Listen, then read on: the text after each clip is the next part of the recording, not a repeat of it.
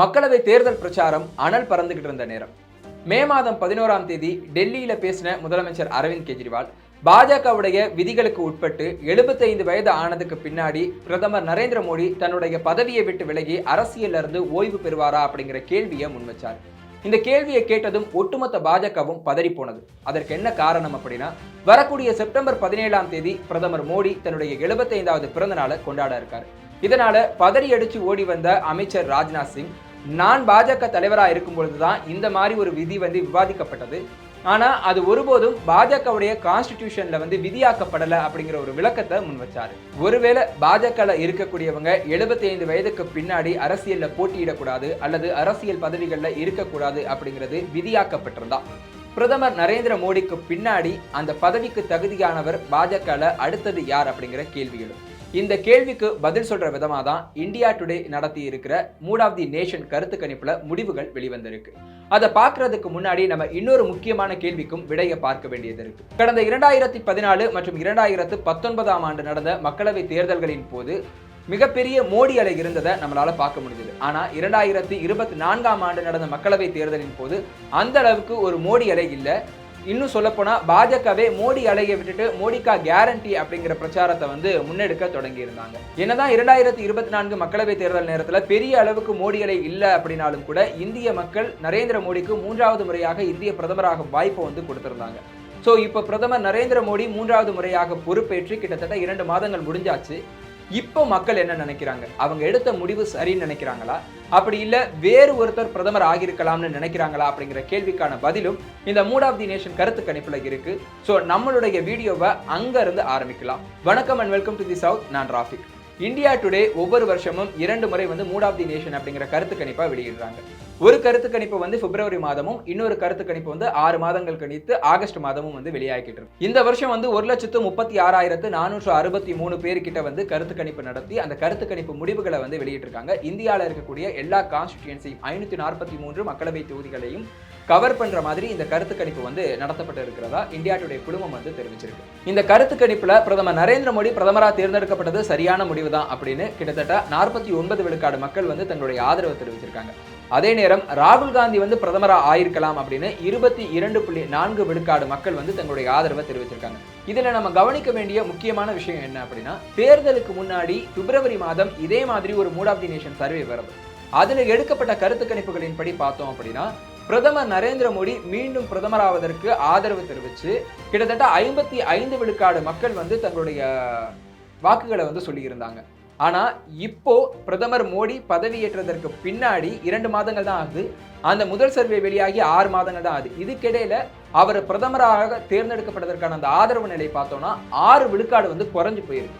அதே நேரம் ராகுல் காந்தியை பொறுத்த வரைக்கும் கடந்த பிப்ரவரி மாதம் எடுக்கப்பட்ட சர்வேவை விட இப்போ 11 விழுக்காடுக்கும் அதிகமான மக்கள் அவருக்கு ஆதரவை கொடுத்திருக்காங்க.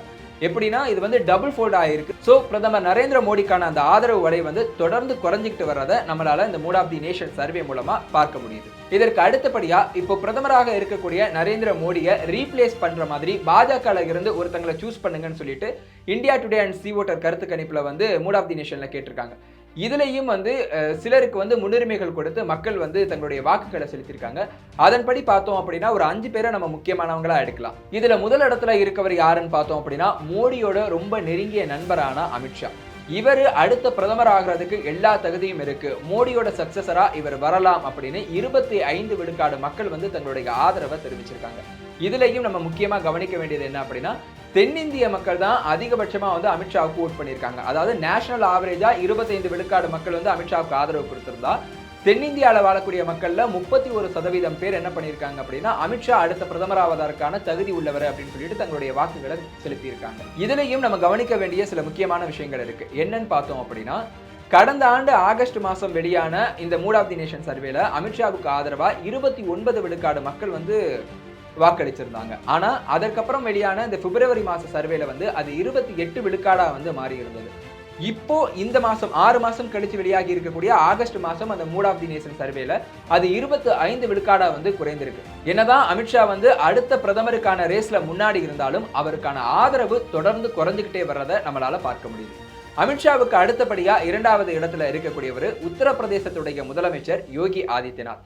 இவருக்கு ஆதரவா 19 விழுக்காடு மக்கள் வந்து தங்களுடைய வாக்குகளை செலுத்தி இருக்காங்க. இவருடைய விஷயத்தை பொறுத்த வரைக்கும் கடந்த ஆண்டு ஆகஸ்ட் மாதம் வெளியான சர்வேல 25 விழுக்காடு மக்களும், இந்த ஆண்டு பிப்ரவரி மாதம் வெளியான சர்வேல வந்து 24 விழுக்காடு மக்களும் வந்து அடுத்த பிரதமராக தகுதியுள்ள நபர் யோகி ஆதித்யநாத்னு வாக்குகளை கொடுத்திருக்காங்க. ஆனா இப்போ இந்த மாசம் வெளியான அந்த mood of the nation survey என்ன சொல்லுது அப்படின்னா, வெறும் 19 விழுக்காடு மக்கள் தான் வந்து யோகி ஆதித்யநாத்துக்கு ஆதரவா வாக்குகளை செலுத்தி இருக்கிறதா சொல்லுது. இதற்கு முக்கிய காரணமா பார்க்கப்படுறது உத்தரப்பிரதேசத்துல நடந்த அந்த மக்களவை தேர்தலில் பாஜகவுக்கு ஏற்பட்ட கடுமையான பின்னடைவு. இந்த மக்களவை தேர்தல் நேரத்துல உத்தரப்பிரதேசத்துல இந்தியா கூட்டணி வந்து அதிகப்படியான தொகுதிகளை வந்து ஜெயிச்சிருந்தாங்க. 2வது விஷயம் என்னன்னு பார்த்தோம் அப்படின்னா, அதே உத்தரப்பிரதேசத்துல முதலமைச்சர் யோகி ஆதித்யநாத்துக்கும் துணை முதலமைச்சராக இருக்கக்கூடிய கேசவ் பிரசாத் மௌரியாவுக்கும் இடையில கடந்த ஓரிரு மாதங்களா நீடிச்ச அந்த மோதல் போக்கு அப்படிங்கறத வந்து யோகி ஆதித்யநாத்துக்கான அந்த பாப்புலாரிட்டியை வந்து குறைச்சிருக்குன்னு நம்மளால யூகிக்க முடியும். இந்த லிஸ்ட்ல மோடிக்கு அடுத்தபடியா இவர் வரலாம் அப்படின்னு சொல்ற மாதிரி 3வது இடத்துல இருக்கக்கூடியவர் வந்து நிதின் கட்கரி. இவருக்கு 13 விழுக்காடு மக்கள் வந்து தங்களுடைய ஆதரவை கொடுத்திருக்காங்க. இந்த லிஸ்ட்ல அமித்ஷா அண்ட் யோகி ஆதித்யநாத்துக்கான ஆதரவு அலை வந்து தொடர்ந்து சுருங்கி வர்றதை நம்மளால பார்க்க முடிஞ்சது இல்லையா?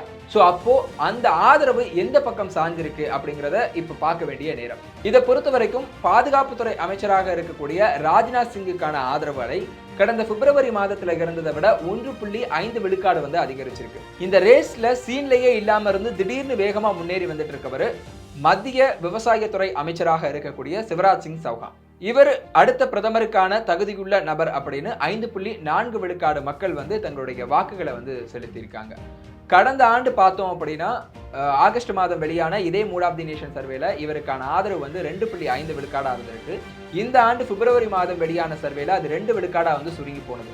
பிப்ரவரி மாதம் இவருக்கான ஆதரவு அலை சுருங்கினதுக்கான முக்கியமான காரணம் என்ன அப்படின்னா, இவர் பாஜகல இருந்து ஓரம் கட்டப்பட்டு விட்டார் அப்படின்னு எழுந்த ஒரு மிகப்பெரிய சர்ச்சை. ஏன் அப்படின்னு பார்த்தோம்னா, 2023 நடந்த மத்திய பிரதேச சட்டப்பேரவை தேர்தலில் பாஜக வந்து ஜெயிச்சிருந்தாலும் சிவராஜ் சிங் சௌகான், அதாவது நீண்ட காலமா மத்திய பிரதேச முதலமைச்சராக பதவி வகித்த சிவராஜ் சிங் சௌகானுக்கு முதலமைச்சர் பதவி திரும்ப கொடுக்கப்படல. இதனால அவரை பாஜக ஓரம் கட்டுது அப்படிங்கிற மாதிரி ஒரு பேச்சு எழுந்தது. இதனால அவருக்கான ஆதரவு அலை வந்து பிப்ரவரி மாதம் வந்து சுருங்கி இருக்கிறதுக்கான வாய்ப்புகள் இருக்கு. ஆனா மே மாதம் நடந்த மக்களவை தேர்தலில் இவரை எலெக்ஷன்ல நிறுத்தி ஜெயிக்க வச்சு இப்போ வந்து விவசாயத்துறை அமைச்சர் ஆக்கி இருக்கு மோடி அமித்ஷா கூட்டணி. சோ இந்த முறை எடுக்கப்பட்ட சர்வேல இவருக்கான ஆதரவு அலை கடந்த 2 முறை இல்லாத அளவுக்கு 3.4 விழுக்காடு வந்து அதிகரிச்சிருக்கு.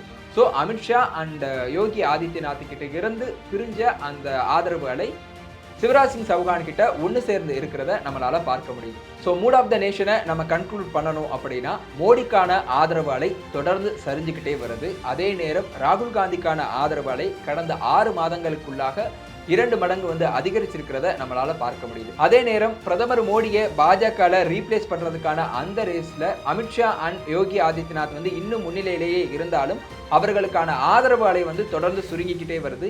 இன்னொரு பக்கம் போட்டியிலேயே இல்லாத சிவராஜ் சிங் சௌஹான் இப்போ வேகமா முன்னேறி வராருங்கிறத நம்மளால பார்க்க முடியுது.